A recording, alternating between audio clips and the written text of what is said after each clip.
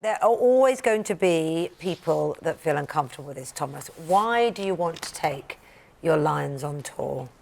Well, the science just doesn't support a ban on what I do on welfare grounds. The amount of studies that have been carried out into animal welfare in circuses, there's been a couple in Britain, one of which was actually by the British government itself, commissioned by the Department for Environment, Food and Rural Affairs.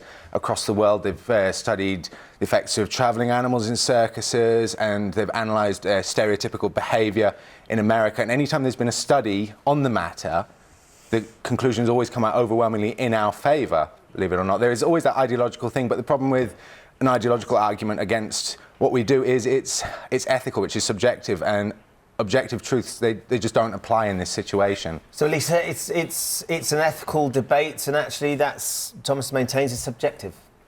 Well, the British Veterinary Association has been very clear on this, that the complex needs of wild animals simply cannot be met in a circus environment. And look, it's 2018. It is frankly absurd and shameful that wild animals are still being carted around the countries, kept in barren box cars, in small cages, forced to perform demeaning, silly, painful tricks. For what? For so-called human amusement. It's any action that my animals perform, or in a circus environment, or a training show in a zoo, variations on walking, running, jumping, rolling over, those are all completely natural actions. They don't do anything that's unnatural or painful to them.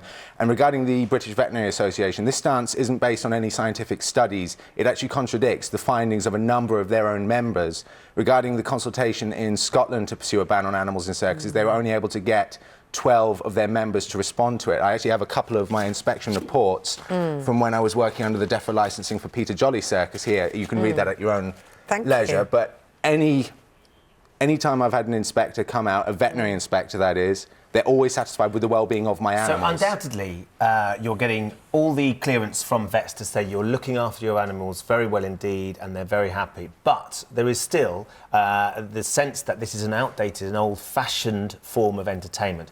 What are the audiences that you've been having, Thomas? Because some of the picture we saw, it looks like it's dwindling quite a lot. Less and less people seem to be keen to go and see this sort of entertainment.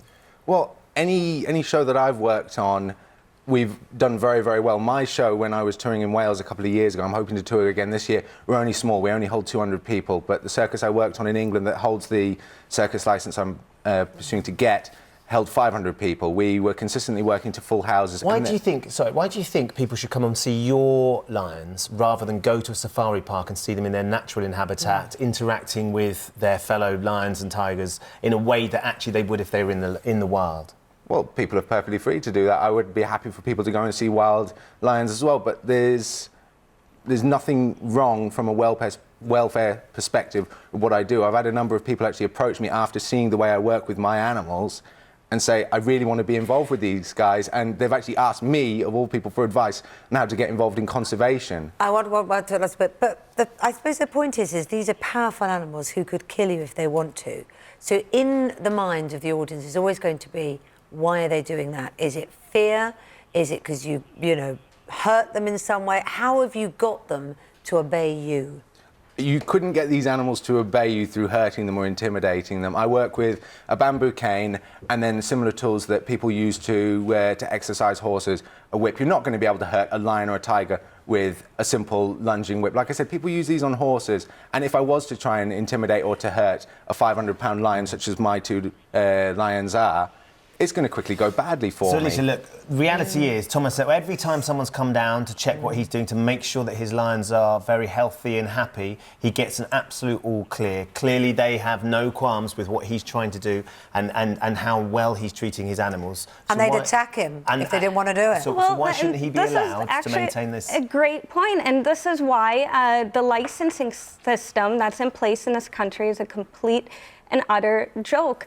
It's just a piece of paper. A license does absolutely nothing to protect animals from the suffering that's inherent in the circus industry. And this is why countries all around the world, from Scotland to Ireland, are banning wild animal circuses. Thomas will argue that no one has ever said that his animals are suffering.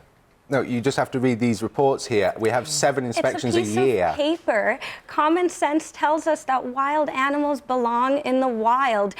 In their natural habitats, lions would be allowed to hunt, to roam vast distances, to stay with their families. They can't do that if they're in some small enclosure off the motorway in Wales. OK, sadly we're going to have to leave you there, but we do appreciate you both coming in, Thomas. We'll look forward to seeing if you get that licence and you can go back on. I was about to say, you guys are welcome to come down, and if you really want to give me a hard time, bring Piers Morgan as well. He would thoroughly enjoy it, I'm sure. And Elisa, thanks for coming from PETA as well.